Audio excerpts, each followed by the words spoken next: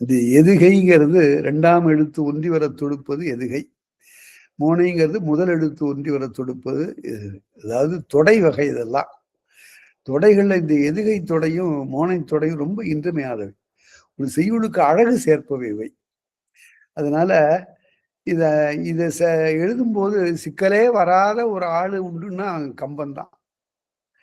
ஒரு எதுகை போட்டா அவருக்கு அந்த பாக்கி இருக்கிற மூன்றும் அது கை கட்டி ஏவல் செய்யும். அவருக்கு எந்த இடத்துலயும் அவர் ஒன்றும் விட்டதில்லை.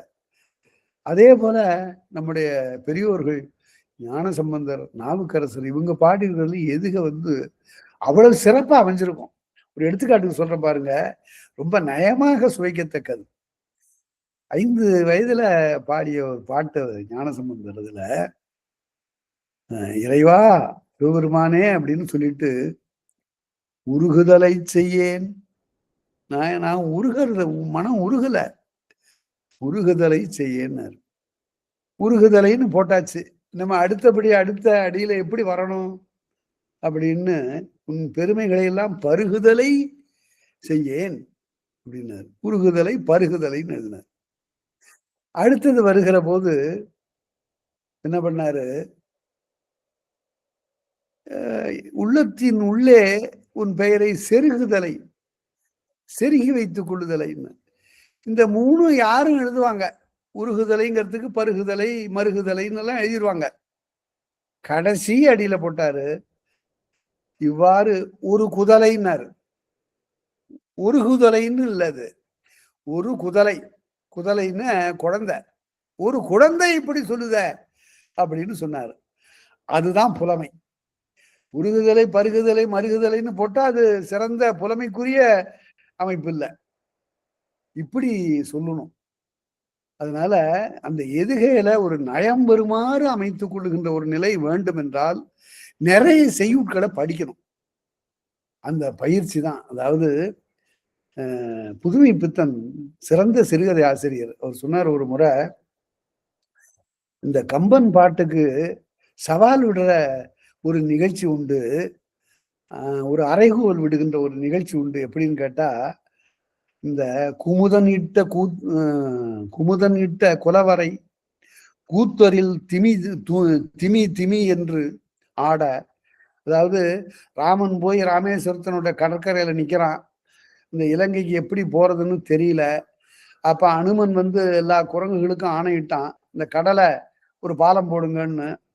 உடனே எங்கெங்க இருந்தோ மலையில இருந்து கல்லு எல்லாம் பெயர்த்து கொண்டு தொப்புன்னு கடல்ல போட்டுதான், பெரிய பெரிய பாறைகளை போட்ட உடனே இந்த குமுதன்னு ஒருத்தன், ஏன் குமுதன்னு பேர் வைக்கிறான்னா பின்னாடி திமி திமின்னு வருது, அதுக்கு தகுந்த எதுக போட்டான் பாருங்க. முதல்ல எண்ணி குமுதன் இட்ட குலவரை, பெரிய பாறையை கொண்டு அந்த குமுதன் தொப்புன்னு போட்ட உடனே அதுல இருந்து அப்படி அலை எழும்பி தண்ணீர்ல விழுந்த உடனே இந்த கல் விழுந்ததுனால அப்படியே எழுந்தது வான உலகத்துக்கு போச்சு. அங்க தேவர்கள் என்ன இது, யாரோ மறுபடியும் பார்க்கடலை கடையிறாங்க போல இருக்கு, இங்க ஒரு துமி விழுந்திருக்கு. துமின்னா துளியில சின்னது, ஒரு சின்ன நுரை துளி, அதுக்கு பேர் துமி. குமுதன் இட்ட, குமுதன்னா அப்புறம் துமி. துமி எழுந்து ஊர் புக, துமி ஊர்ல புகுந்த உடனே மறுபடியும் பார்க்கடலை கடையிறாங்கடோய் அப்படின்னு சொல்லி எல்லாரும் எட்டி பார்த்தான்னு எழுதினான். அதுக்கு என்ன அருமையான ஓமன்னு இதை போய் எல்லாரும் ரசிக்கிறீங்களே, இதை விட அருமையா சொல்லியிருந்தேன்னு. உடனே எல்லாரும் அப்படி பார்க்கும்போது எட்டி பார்க்கும்போது அமுதம் எழுந்தது என எழுந்தது ஆழி வண்டிங்கள். யார் கம்பன் சொல்றான். குமுதம் ஒரு பெரிய பாறையை போட, அதுல இருந்து ஒரு துமி எழுந்து வான உலகம் சென்று அடைய, வானவர்கள் எல்லாம் அங்கிருந்து பார்த்த போது அமுதம் எழுந்தது என வெண்டிங்கள், வெள்ளை நிலா அப்படி நின்னுதுன்னா. என்னையா அது அமுதம் எழுந்தது போலன்னு இருக்கு, இப்ப அருமையான ஓமைன்னு சொல்றீங்களே. இப்ப பாருங்க, ஒரு பெண் பாடுறா, சோழப்பூரி மத்தியிலே சுட்டு வச்ச தோசையை போல சோதி நிலா தோன்றியதுன்னு பாடினாலாம். சோழப்பூரி மத்தியிலே சுட்டு வச்ச தோசையை போல சோதி நிலா தோன்று மட்டும் தாய்படுத்து தூங்கு மட்டும். நாட்டுப்புற பாட்டு இது. அவளுக்கு படிப்பறிவே எதுவும் கிடையாது.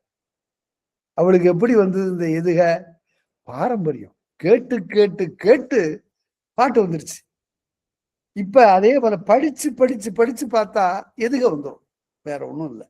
அதுதான் எதுகை பெறுவதற்குரிய ஒரு வழி. சரி.